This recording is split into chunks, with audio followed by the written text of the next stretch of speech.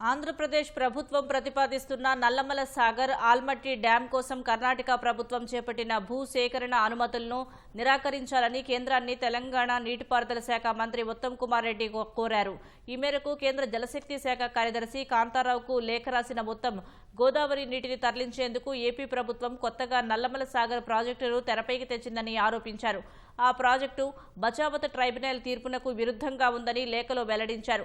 గతంలో ఏపీ ప్రభుత్వం Polavaram Banakacherla project ప్రతిపాదించగా feasibility నివేదికను కేంద్ర అటవీ పర్యావరణ శాఖ తిరస్కరించినట్లు ఉత్తమ్ గుర్తు చేశారు. పోలవరం బనకచర్ల స్థానంలో పోలవరం నల్లమల సాగర్ నిర్మాణానికి డీపీఆర్ తయారీ కోసం టెండర్ నోటీసు విడుదల చేసిందని వెల్లడించారు.